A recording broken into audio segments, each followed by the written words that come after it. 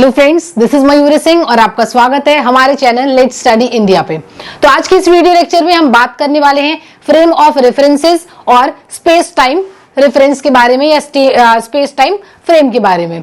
तो frame of reference की बात अगर करें तो क्या बोला गया कि अगर मान लेते हैं हमें किसी भी ऑब्जेक्ट के मोशन को डिफाइन करना है, डिस्क्राइब करना है, तो क्या बोला जाता है कि किसी भी मोशन को अगर हमें डिस्क्राइब करना होगा तो हम हर बारी क्या करेंगे, उस मोशन को डिस्क्राइब करेंगे by relative to any other thing, that is किसी न किसी अदर ऑब्जेक्ट से या किसी अदर थिंग से रिलेट करके उस पार्टिकल की मोशन को हम डिस्क्राइब करते हैं। तो सिंपली जब फ्रेम ऑफ रेफरेंस की बात आई तो क्या बोला गया कि मान लेते हैं कि हमारे पास कोई एक रिजिड बॉडी है और उस रिजिड बॉडी से अटैच्ड हम एक कार्टेशियन कोऑर्डिनेट सिस्टम इमेजिन कर लेते हैं। अब क्या बोला गया कि अब जब हमें किसी भी पार्टिकल के मोशन को स्पेस में डिफाइन करना होगा तो हम हर एक पार्टिकल के मोशन को स्पेस में relative to that coordinate system ही जो कि हमने रिजिड बॉडी से अटैच्ड इमेजिन किया है, उसी सिस्टम में हम उसके मोशन को डिस्क्राइब करेंगे। और तब क्या बोला गया कि वो जो हमारा कार्टेशियन कोऑर्डिनेट होगा वो हमारा फ्रेम ऑफ रेफरेंस कहलाएगा। तो सिंपली अगर हम इनके स्टेटमेंट की बात करें तो स्टेटमेंट क्या हो गया कि if we imagine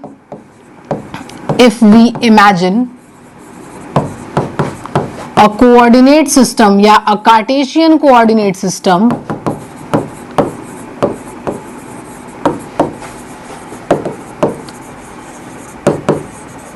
attached to a rigid body, then if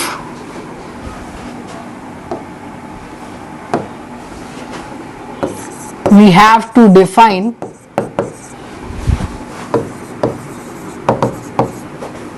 a motion of particle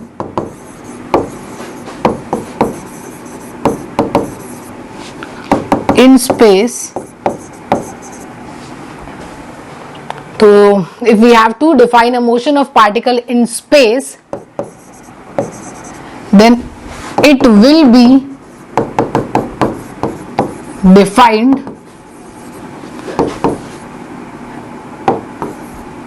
relative to that Cartesian coordinate only, relative to that system,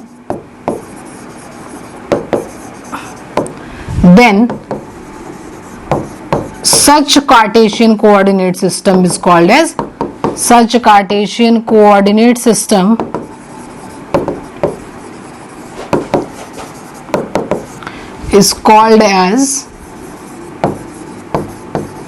frame of reference। तो ये थी फ्रेम ऑफ रेफरेंस की definition. या simply हम ये भी कह सकते हैं कि एक कार्टेशियन कोऑर्डिनेट सिस्टम 2 डायमेंशनल या 3 डायमेंशनल कोई भी जिसमें हम किसी भी पार्टिकल के मोशन को डिस्क्राइब करते हैं स्पेस में, वो हमारा फ्रेम ऑफ रेफरेंस कहलाता है। तो ये तो सिंपली इनके क्या कहते हैं कि हम लोगों ने डेफिनेशन या स्टेटमेंट की बात कर ली। अब क्या हो गया कि किस तरीके से हम इनको एक्चुअली रिप्रेजेंट कर सकते हैं या शो कर सकते हैं। तो क्या बोला गया कि फ्रेम ऑफ रेफरेंस में हम पार्टिकल की मोशन को ही डिस्क्राइब करने वाले हैं। तो जब फ्रेम ऑफ रेफरेंस की बात की गई तो सबसे पहले हम लोगों ने क्या बोला था कि किसी रिजिड बॉडी से अटैच्ड एक कार्टेशियन कोऑर्डिनेट को इमेजिन करेंगे।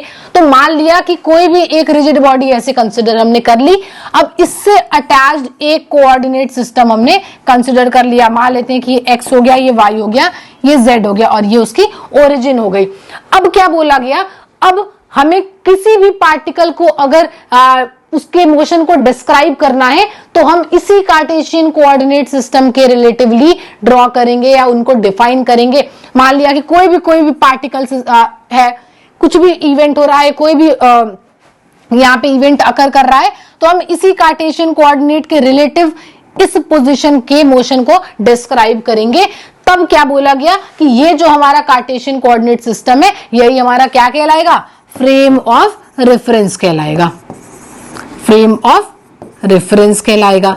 अब यहाँ पे ध्यान देने वाली बात ये थी कि बोला गया कि जब कभी भी हमें सिस्टम में किसी भी पार्टिकल के मोशन को डिस्क्राइब करना है तो क्या बोला जाएगा, इसी सिस्टम के रिलेटिव हम उसको डिफाइन करेंगे, किसी भी पोजीशन के मोशन को डिफाइन करना होगा तो इसी जो कार्टेशियन कोऑर्डिनेट हमने जिसको फ्रेम ऑफ रेफरेंस कह दिया उसी के रिलेटिवली ड्रॉ होगा। तो ये जो फ्रेम ऑफ रेफरेंस कंसिडर किया जाता है वो बिल्कुल स्टेशनरी, ऑब्जर्वर के स्टेशनरी होता है ये वाला फ्रेम ऑफ रेफरेंस। क्यों? क्योंकि बेसिकली क्या होता है कि एक रिजिड बॉडी की अप्रॉक्स तो हमने एक कार्टेशियन कोऑर्डिनेट सिस्टम का हमने अज्यूम कर लिया, इमेजिन कर लिया, बट अब जब किसी और पार्टिकल को हमें डिस्क्राइब करना है तो हम इसी के रिलेटिवली ड्रॉ कर रहे हैं। तो इसको क्या होना होता है, स्टेशनरी होना होता है, तभी जाके कोई भी ऑब्जर्वर जो है किसी भी पार्टिकल के मोशन को इसमें डिस्क्राइब करेगा। तो ये बात हो गई सिंपली फ्रेम ऑफ रेफरेंस की कि किस तरीके से फ्रेम ऑफ रेफरेंस या ये जो सिंपली जो हमारा कोऑर्डिनेट सिस्टम है वो कब फ्रेम ऑफ रेफरेंस कहलाता है। तो ये तो बात हो गई। अब क्या बोला जाता है, जो सिंपलेस्ट फ्रेम ऑफ रेफरेंस बोला गया कि जो एकदम सिंपलेस्ट फॉर्म में जो फ्रेम ऑफ रेफरेंस जो सिंपली हम एक कंसिडर कर सकते हैं, तो बोला गया जो the simplest frame of reference is the simplest frame of reference is Cartesian coordinate system. तो कार्टेशियन कोऑर्डिनेट सिस्टम जो हमारा था, कार्टेशियन कोऑर्डिनेट सिस्टम को क्या बोला गया, सिंपलेस्ट फ्रेम ऑफ रेफरेंस। इससे ज्यादा सिंपल किसी भी और को फ्रेम ऑफ रेफरेंस को नहीं बोला गया। अब सिंपलेस्ट क्यों बोला गया, क्योंकि इस कार्टेशियन कोऑर्डिनेट सिस्टम में सिंपली हमारे तीन एक्सेस एक दूसरे के परपेंडिकुलर हुआ करती थी और हमें जब कभी भी किसी पार्टिकल के मोशन को डिस्क्राइब करना होता था तो ओरिजिन से, जो भी हमारा रेफरेंस सिस्टम है, जो भी कार्टेशियन कोऑर्डिनेट सिस्टम है, उसके ओरिजिन से उस पॉइंट जहां भी पार्टिकल हमारा प्रेजेंट है, मोशन शो कर रहा है, उस पॉइंट तक हम एक सिंपली पोजीशन वेक्टर ड्रॉ कर देते थे और वो पोजीशन वेक्टर क्या करता था, वो डिस्क्राइब करता था कि पार्टिकल हमारा एग्जैक्टली किस पोजीशन पे प्रेजेंट है। तो इसलिए बोला गया कि कार्टेशियन कोऑर्डिनेट सिस्टम हमारा क्या करेगा, एक सिंपलेस्ट फ्रेम ऑफ रेफरेंस है। ठीक है, तो अब क्या बोला गया कि अगर मान लेते हैं कि अब हमने एक फ्रेम ऑफ रेफरेंस तो कंसिडर कर लिया है जो कि क्या है, मान लिया कि हमारा कार्टेशियन कोऑर्डिनेट सिस्टम है। अब उसके अंदर उसके रिलेटिव अगर हमें किसी पार्टिकल के मोशन को डिस्क्राइब करना है तो वो हम कैसे कर सकते हैं। तो क्या बोला गया कि if we have to describe the motion of a particle relative to the frame of reference या related to this system, then we will draw a position vector from origin to that simply जो भी point पे motion हमारा अकर हो रहा है वो। तो क्या बोला गया कि हमारा मान लेते हैं कि एक ये हमारा फ्रेम ऑफ रेफरेंस हो गया एक्स वाई जेड। अब ये जो है मान लिया कि ओरिजिन है। अब बोला गया था कि ठीक है, किसी एक रिजिड बॉडी के रिस्पेक्ट में हमने क्या इमेजिन कर लिया, एक कोऑर्डिनेट सिस्टम इमेजिन कर लिया।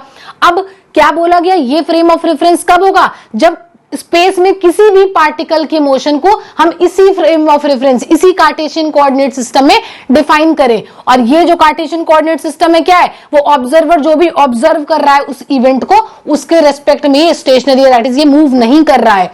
तो अगर हमें किसी भी पार्टिकल के मोशन को अगर डिस्क्राइब करना है, मान लेते हैं कोई पार्टिकल P है, उसके मोशन को डिस्क्राइब करना है, तो ये जो है पार्टिकल P वो इसी कोऑर्डिनेट सिस्टम में डिस्क्राइब किया जाएगा। और इसके पोजीशन को डिस्क्राइब करने के लिए हम किस तरीके से इसको डिस्क्राइब कर सकते हैं इस फ्रेम ऑफ रेफरेंस में, तो क्या करना होता है कि ओरिजिन से जो भी फ्रेम ऑफ रेफरेंस कंसिडर किया है उसके ओरिजिन से उस पॉइंट तक हम एक पोजीशन वेक्टर ड्रॉ करेंगे जिसको आर वेक्टर से हमने रिप्रेजेंट कर दिया है कि वो हमारा पोजीशन वेक्टर हो जाएगा। तो सिंपली क्या बोला गया कि let P be any particle जिसके मोशन को whose motion is being described in the frame of reference, और कह सकते हैं कि कार्टेशियन कोऑर्डिनेट सिस्टम। तो इसमें हमने जब इसके मोशन को डिस्क्राइब किया देन तो late P be the particle whose motion is being described has to be described relative to the system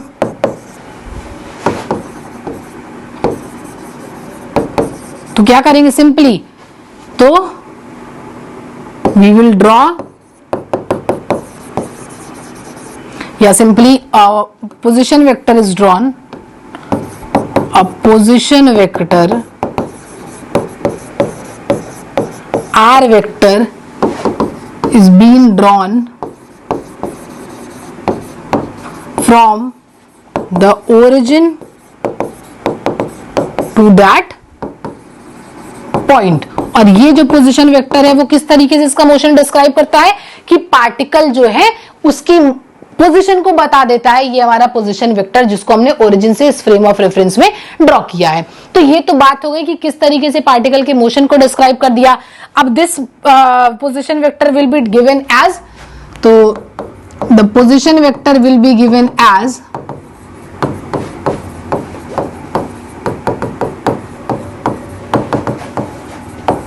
क्या हो जाएगा, simply R vector is equals to x I cap plus Y J cap plus Z के cap, where I vector, J vector और K vector क्या है, ये सारे ही unit vectors होते हैं। और एक्स वाई जेड क्या है, x axis y axis z axis के अलोंग पार्टिकल कितना मूव किया है उसके मैग्नीट्यूड्स को बता रहा है।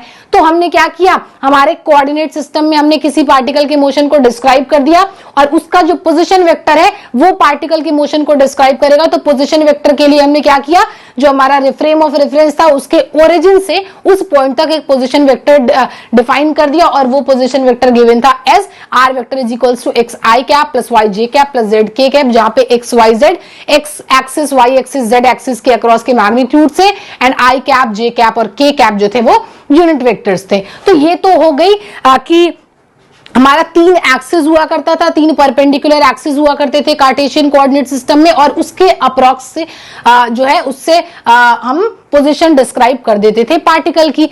अब क्या बोला गया कि अगर हमें पार्टिकल के एग्जैक्टनेस के बारे में पता करना है या कंप्लीट इंफॉर्मेशन के बारे में पता करना है कि किस तरीके से कंप्लीटली उसका मोशन डिस्क्राइब्ड है, तो क्या बोला गया कि ये जो तीन एक्सिस हैं जो कि पोजीशन के लिए यूज किए जाते हैं, उसके साथ ही साथ हमें ये देखना होगा कि पार्टिकल जो है किस टाइम पे किस तरीके का मोशन पजेस कर रहा है या पार्टिकल जो है किस पॉइंट पे किस पोजीशन पे प्रेजेंट है। तो सिंपली क्या बोला गया, for complete identification of the particle. तो complete identification of the particle के लिए हमको क्या करना पड़ेगा, एग्जैक्ट पोजीशन विथ टाइम हमको पता करना है। तो क्या बोला गया, फॉर कंप्लीट आइडेंटिफिकेशन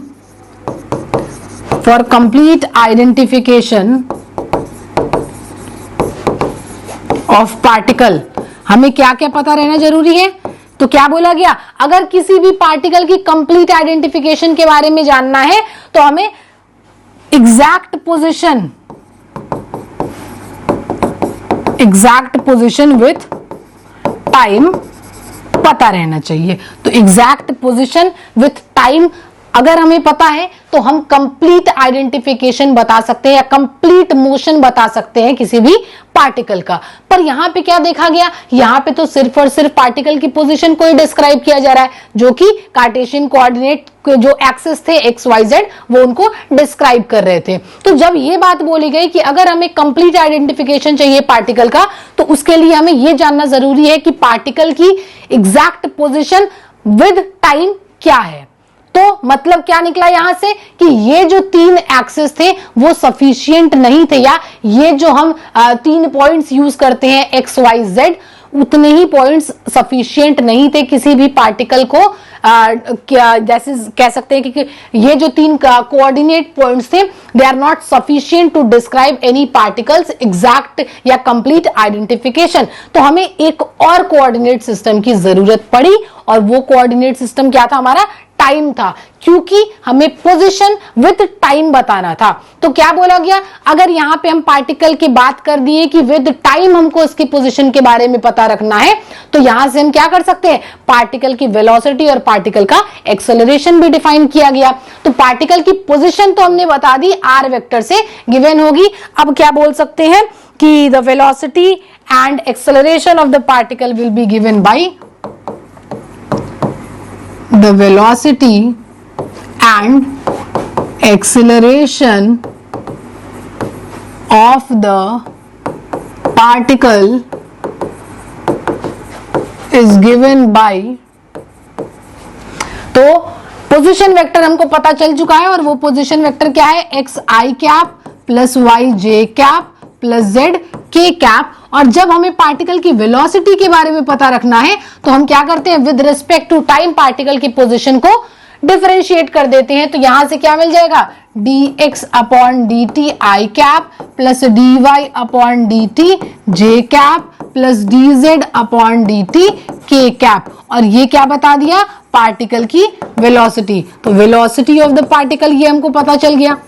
अब यहीं से अगर हमें एक्सेलरेशन के बारे में पता करना है तो इसको विद रिस्पेक्ट टू टी एक और बार डिफरेंशिएट कर देंगे। तो क्या बोला गया, d2r अपॉन dt2, ये क्या बता रहा है, एक्सेलरेशन। इसको एक और बार डिफरेंशिएट कर देते हैं तो i cap plus d2y upon dt2j cap plus d2z upon dt2 k cap. और ये क्या बता रहा है, एक्सेलरेशन ऑफ द पार्टिकल। तो एक्सेलरेशन ऑफ द पार्टिकल, ये चीजें हो गई कि ये कब, इस एक्सेलरेशन या पार्टिकल की वेलोसिटी की बात हमने कब की, जब हमने देखा कि पार्टिकल की पोजीशन को डिस्क्राइब किया जा रहा है।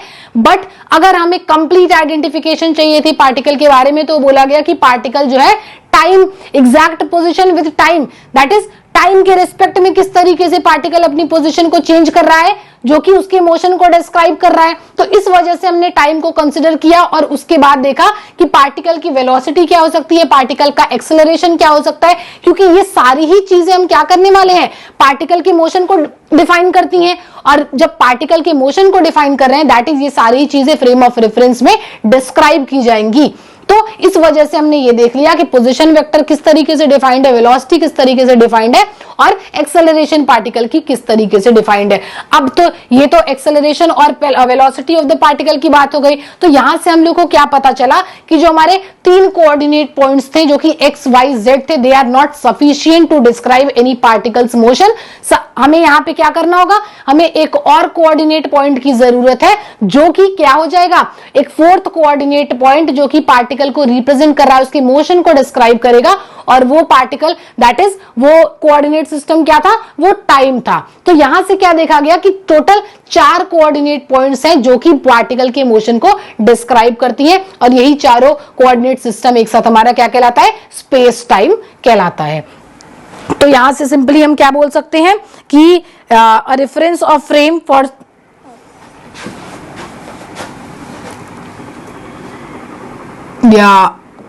तो क्या देखा गया कि जब भी पार्टिकल की पोजीशन को डिस्क्राइब करना था तो हमने क्या किया, एक्स वाई जेड का यूज किया। अब जब पार्टिकल की एग्जैक्टनेस के बारे में बताना है तो क्या बोला गया कि विद टाइम, तो यहां पे एक और जो है कोऑर्डिनेट जुड़ गया, एक्स वाई जेड साथ ही साथ टी, और ये हमारा क्या कहलाया, स्पेस टाइम रेफरेंस कहलाया।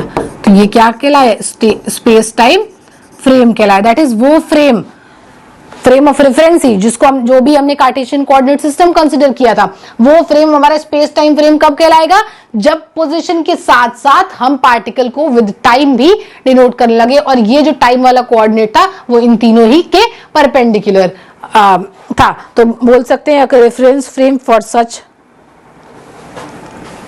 तो इतनी बातें थी स्पेस टाइम फ्रेम के अंदर। तो पोजीशन को हमने ऐसे डिफाइन कर दिया, पोजीशन विद टाइम,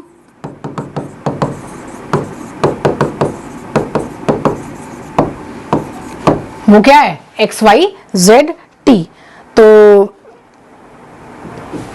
लिख सकते हैं in addition to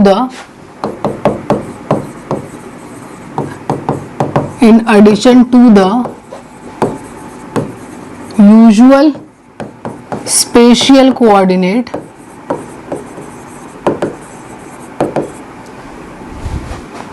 one more coordinate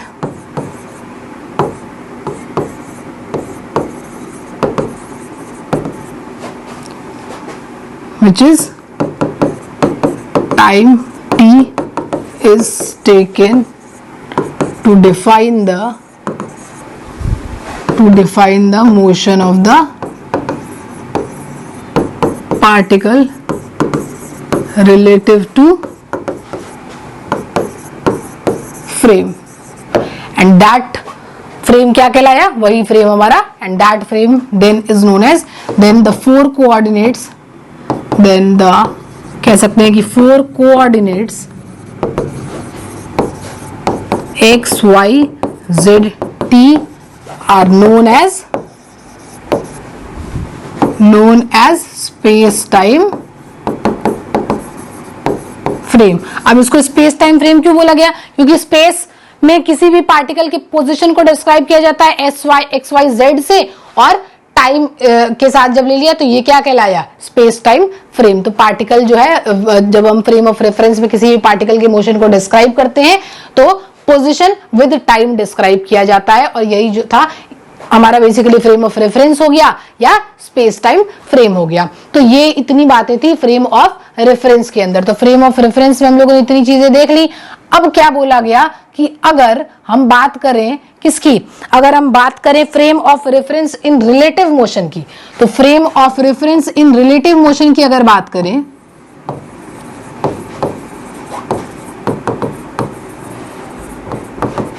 तो रिलेटिव मोशन के लिए सिंपली क्या बोला गया कि अगर मान लेते हैं कि हमारे पास कोई दो फ्रेम ऑफ रेफरेंस है जो कि एक साथ रिलेटिव मोशन में है, देन अगर हम उन दोनों ही फ्रेम ऑफ रेफरेंसेस के अंदर किसी भी पार्टिकल के मोशन को स्टडी करते हैं, तब दोनों ही फ्रेम ऑफ रेफरेंस जो है उस पार्टिकल के मोशन को डिफरेंटली जो है वो ऑब्जर्व करेंगे। तो सिंपली क्या बोला गया कि जब हम frame of reference in relative motion की बात किए तो बोला गया कि दो फ्रेम ऑफ रेफरेंस कंसिडर कर लेते हैं। तो मान लिया कि एक्स वाई जेड एक, तो एक्स वाई जेड मान लिया कि एक हमारा फ्रेम ऑफ रेफरेंस हो गया, जहां पे ओ कोई एक ऑब्जर्वर है, तो एक्स वाई जेड हमारा एक फ्रेम ऑफ रेफरेंस हो गया, ओ जो है हमारा ऑब्जर्वर हो गया, और ये ऑब्जर्वर जो है वो रेस्ट पे है। ये क्या है?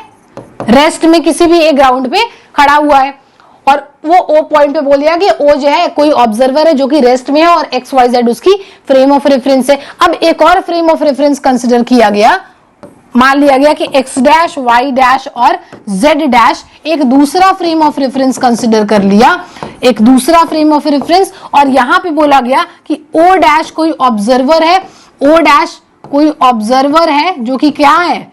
Who is sitting in a car. तो कार ऑब्वियस है कि कार एक मोशन में होगी, तो उसके अंदर जो पार्टिकल या जो भी ऑब्जर्वर बैठा हुआ है वो भी रिलेटिवली मोशन में आ जाएगा। तो इस तरीके से बोला गया कि हमने दो फ्रेम ऑफ रेफरेंस कंसिडर कर लिया, एक एक्स वाई जेड जिसमें ओ ऑब्जर्वर रेस्ट पे है, और एक x dash y dash z dash हमारा फ्रेम ऑफ रेफरेंस है जिसमें ओ डैश जो है हमारा एक ऑब्जर्वर है जो कि एक मूविंग कार में बैठा हुआ है। अब क्या बोला गया कि कोई भी पार्टिकल पी कंसिडर कर लेते हैं जिसकी मोशन को डिस्क्राइब करना है इन फ्रेम ऑफ रेफरेंसेस के रेस्पेक्ट में। तो बोला गया कि अगर ओ और O dash, O and O dash दोनों ही रिलेटिव रेस्ट में रहे, रिलेटिव रेस्ट दैट इज ये भी मूव नहीं कर रहा है और ये भी मूव नहीं कर रहा है, ठीक है। तो क्या बोला गया कि जब ऐसी केस होगी, जब दोनों ही रिलेटिव रेस्ट में होंगे, तो इस पार्टिकल जैसा भी ये पार्टिकल मोशन शो कर रहा है वो दोनों ही के लिए क्या हो जाएगा? सेम हो जाएगा। तो सेम हो जाएगा कैसा? किसका? पार्टिकल ऑफ या मोशन ऑफ पार्टिकल बोलेंगे सिंपली, कि सेम हो जाएगा क्या? Motion of particle. तो पार्टिकल की मोशन जो कि पार्टिकल पी है उसकी मोशन सेम हो जाएगी जब ओ और ओ डैश रिलेटिवली रेस्ट रहेंगे, जब मूव नहीं कर रहे होंगे। बट अगर ओ और ओ डैश रिलेटिव रेस्ट में नहीं है, रिलेटिव मोशन में है, तब क्या बोला जाएगा? तब ये जो पी की मोशन है वो दोनों ही frame of reference that is O और ओ डैश दोनों ही के लिए डिफरेंट हो जाएगी, क्योंकि ये मान लिया था हमने पहले कि ये रेस्ट में है, बट ये जो है मूविंग कार में है, तो ये तो पार्टिकल जो है वो मूव कर रहा है। तो जब वो मूव कर रहा है तो इसकी मोशन उसको किसी और तरीके से दिखाई देगी। तो क्या बोला गया कि जब ओ एंड ओ डैश क्या है? रिलेटिव मोशन में है, रिलेटिव मोशन में है, तो पार्टिकल की मोशन उसको सेम नहीं दिखाई देगी। क्यों? क्योंकि वो मोशन में है एक साथ। तो ये यही सिंपली था frame of reference in relative motion. अब इसको एक एग्जांपल के तौर पे इस तरीके से समझा जा सकता है frame of reference in relative motion, कि मान लेते हैं कि एक मूविंग ट्रेन है, उसके अंदर एक पैसेंजर बैठा हुआ है, तो पैसेंजर जो है वो क्या है? सर्टेनली वो है तो रेस्ट में, बट सिंस ट्रेन मूव कर रही है तो एक फ्रेम ऑफ रेफरेंस कंसिडर किया तो उसके रिलेटिवली वो मोशन में है, और एक ऑब्जर्वर को मान लेते हैं कि वो ट्रेन के बाहर ग्राउंड पे एक रेस्ट पोजीशन पे खड़ा है। तो क्या बोला गया कि अगर जो पैसेंजर है वो ट्रेन मूव कर रही है, अगर पैसेंजर कुछ थ्रो करता है ट्रेन से, तो जो पैसेंजर ट्रेन के अंदर बैठा हुआ है उसको जो पार्टिकल थ्रो किया जा रहा है वो उसको एक स्ट्रेट लाइन के फॉर्म में दिखेगी, वो उसको एक स्ट्रेट लाइन के फॉर्म में दिखेगी। उसको किसको? जो कि पैसेंजर है, जो पैसेंजर ट्रेन में बैठा हुआ है, क्योंकि पैसेंजर भी रिलेटिवली मोशन में है। तो इस वजह से जो भी पार्टिकल ट्रेन से थ्रो किया जा रहा है वो उसको एक स्ट्रेट लाइन के अप्रॉक्स दिखेगी एक फ्रेम ऑफ रेफरेंस के अंदर।